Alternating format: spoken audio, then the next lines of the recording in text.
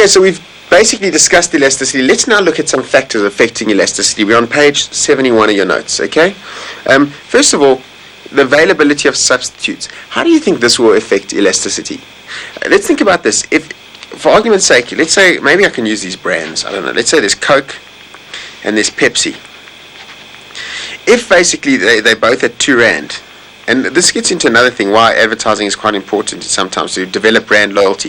If the price of Pepsi goes down to 1.80, we'll probably find that, assuming people aren't that brand loyal, that a lot of people will switch to Pepsi. So we find that the more substitutes there are for a product, the greater the elasticity will be, the more sensitive it will be to price. It makes sense that if there's a lot of substitutes, if the price of the one thing goes up, people will switch to the other thing. So the availability of substitutes maybe makes things more elastic. It affects elasticity. Okay. The next one, the occurrence of complements. Well, the thing is, if the consumption of one product is tied into a lot of other products, their complements, then probably it will decrease the elasticity. They won't be as sensitive to price changes because you've got to buy certain things together. Okay, so often that can make things more, I suppose, less elastic or more inelastic. All right. Then the next thing, the type of the good. The type of good will also affect the elasticity. Like, for instance, say we're talking about income elasticity, how sensitive something is to changes in income. Well, if it's a necessity, if you have to buy it, if your income changes, do you think it's going to affect the consumption of the product? Not so much. So if a good's a necessity, we'll find that it's quite inelastic to changes in income. Whereas if it's a luxury, well, it's very sensitive to income, because as you get wealthier, you'll buy more of it. If you get poorer, you'll probably buy less of it because you don't need it. You'll stick to the necessities. So luxuries we'll see are quite income elastic, whereas necessities would be income inelastic. All right, the next one, the durability of a good. Well, think about it. If a good's very durable, I don't suppose like a fridge, then it would be, and you've already got a fridge, then it would be quite sensitive to prices, because if fridge prices went up, people wouldn't buy new fridges. They'd keep their old fridges. They wouldn't really get a new fridge. So the more durable a good is, the more price inelastic. The more price elastic it will be. Just think about it logically. Let's think that if you got a fridge and the price of new fridges is very high, you won't buy a new fridge. So it becomes quite sensitive to price durable goods. The next thing is time. Also, time, actually, let's maybe draw an example here. Think about it. Let's say, basically, this is price, this is quantity. Let's say this is the demand for, say, petrol, for argument's sake. Now, let's think about it. In the short run, in the very, very, very short amount of time, say you, at the moment, the petrol price is whatever, say 2 rand, and you, whatever, buy 50 litres a month, I don't know, for your car. If the price of petrol goes up to 2 rand 20, in the short run, you can't really consume that much less petrol. Maybe you'll walk to the shops instead of driving, or if you're catching public transport. It's not really going to, you can't really change so easily in the short run. So in the short run, you'll find that probably it will be quite inelastic. You won't use that much less petrol. But in the long run, over time, maybe people will develop electric cars. Public transport will become more electrified, or alternate uses. Also, maybe the next car you buy won't be a 3-litre engine, it'll be a small 16 or 1300. So over time, maybe you will use a lot less petrol. So we see that time actually makes things more elastic. And there's actually some other issues, like for instance, products that you can get addicted to. How do you think that will affect the price elasticity? Say here's price, here's quantity. We can talk about this as cigarettes, maybe alcohol, drugs. If you are, let's say, a drug addict, and you're paying, 200 rand for your drugs, and you're having so many drugs. If the next day your dealer comes and says they're 250 rand, well, you're addicted. You can say, okay, give me the drugs. So the point is they'll be quite inelastic, right? It'll be quite unsensitive to changes in price. So that's also why cigarette prices, and we'll see later when we discuss taxes, that while they can push up prices of cigarettes and so for taxes, because the demand for those goods isn't going to change that much. So it's actually better, we'll see later, to tax inelastic goods. That's the one thing. Also, other things that may affect elasticity is advertising. What you would want to advertise a lot of your product to brands, say Pepsi and Coke, because if you can establish a brand loyalty, then when the price of the one changes, it will be less sensitive. The elasticity, it will make it more inelastic. So people will, they want Coke. So it will be less elastic. So basically, hopefully these factors also helps you get a better understanding of different factors that affect elasticity, and hopefully also to understand the concept of elasticity. But let's look at the next thing, a summary. On the next page is a summary of of elasticity, of demand elasticity. Remember, we looked at point elasticity, calculating the elasticity at a certain point. Then we looked at arc elasticity, looking at the elasticity along a certain section of a thing. We looked at cross elasticity when we had two products. And from the sign, whether it was positive or negative, we could tell whether these two products were complements or substitutes. And then we had income elasticity, how sensitive quantity was to a change in income. And there we looked at inferior goods, which had that negative income elasticity, and normal goods, which had the positive income elasticity. Okay, let's even go on and look at even more of a summary. If you can turn to page 73 of your notes. We see here that we have, when elasticity was equal to naught, we said it was perfectly, okay, well, inelastic. I suppose I should put that under description. Perfectly inelastic. And that meant that it wasn't sensitive to a change in price at all.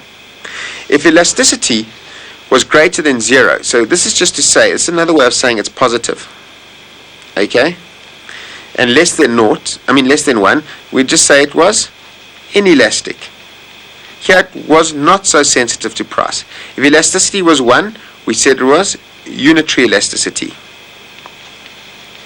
Okay, here there'd be a 1 for 1. If prices went up 20%, quantities would go down 20%, so to speak. Here, if elasticity is greater than 1, but less than infinity, so elasticity is just greater than 1, we said it was elastic. Alright, and if elasticity was infinite, we said it was perfectly elastic. Remember, if elasticity was infinite, our demand curve would look like that. If it was completely inelastic, our demand curve would look like that. On the other things, we saw that on a demand curve somewhere, elasticity would be equal to 1, elastic, inelastic. And if elasticity was equal to 1, all over the place, the demand curve would look like that. Alright, let's just have a look at cross-elasticity of demand.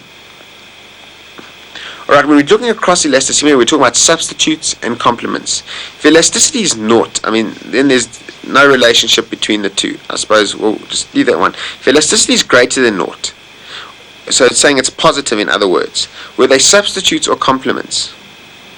Now let's just think about that. Let's have a quick way of looking at that. Let's say we got butter and we got margarine. Sorry, I'm just writing so entirely. We got price, we got quantity, we got the demand curve for butter, we got the demand curve for margarine. Say we're there. If the price of butter goes up, so the price of that one increased, people would buy less of that and they'd buy more margarine.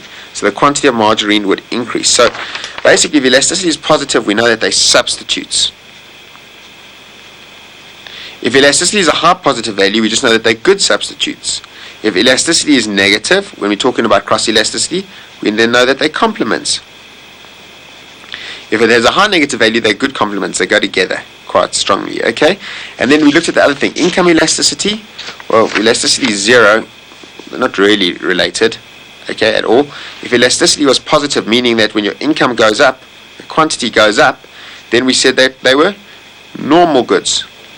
If elasticity was greater than 1, okay, greater than 0, so it's positive still, so we still know they're normal goods, but it's less than 1, it's quite inelastic. It means that when income goes up, you'll buy more, but not that much more. It's not so sensitive to income. If elasticity is greater than 1, then we know it's very sensitive to income. So yeah, not so sensitive to income, it's inelastic. Here, sensitive to income, it's elastic. If elasticity is negative, the sign is actually negative, we said they were inferior goods. If it was negative with a high value, like 4, then we know that they're very inferior, that when your income goes up, your quantity goes down a lot. If it was like negative, say, a half, then we know that if your income goes up, the quantity will go down, but not by so much. Alright, so that basically summarizes demand elasticity. Let's just take a quick look at supply elasticity. Right, also with supply elasticity, you can also just change in quantity, same concept. Although with supply elasticity, when it's perfectly elastic, the supply curve will look like that as well. Right? Perfectly straight. Sorry, I should use a ruler. It would be like that. Perfectly inelastic supply curve would look like this. Alright, the supply curve would look like that. Now, for the actual unitary elasticity, we know the demand curve looked like that. In terms of supply, if your supply curve goes through your origin, then it would be anywhere along there. Elasticity would be equal to 1. Elasticity would be equal to 1. Elasticity would be equal to 1. You could actually try to draw these, and you could see if you would calculate elasticities using the formula, if this was a scenario, that would always be equal to 1. So for instance, also if it went through there, elasticity would be 1 there, 1 there, 1 there. Okay, so basically that's supply elasticity. Just to maybe just discuss one or two more points about elasticity. Like this, if we had say this is price, this is quantity, that is 0.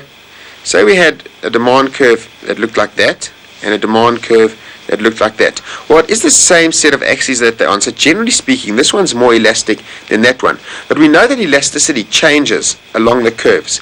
So we can't really tell if that point is more elastic than that point, etc. But here, where they intersect, the point on this curve, the more inelastic curve, would be more inelastic than on that curve. So this point here on that curve is more elastic than it is on that curve. Alright, so note that if they do intersect, the steeper one will have the more inelastic at the point of the intersection. Right, and just another, maybe an interesting thing to consider about elasticity, okay, is this, that, let's have a look at this. This is, I think, a farmer's face. Like, it will affect things like revenue as well. We saw that on its own, but, so we got price, we got quantity. Let's say this is the demand curve. Again, it's quite inelastic. And here's the supply curve. Alright? If, for instance, here's price and here's quantity, supply was to increase along an inelastic demand curve, you'd see it would cause a big drop in price and a small increase in quantity. Whereas, for argument's sake, if the opposite occurred, if it was, we had quite an elastic demand curve, and we got a supply curve, and supply was to increase, then it would have quite a small change in price and a big change in quantity. Maybe later in the video we can discuss the applications of this. But that basically concludes your section on elasticity. Thank you very much.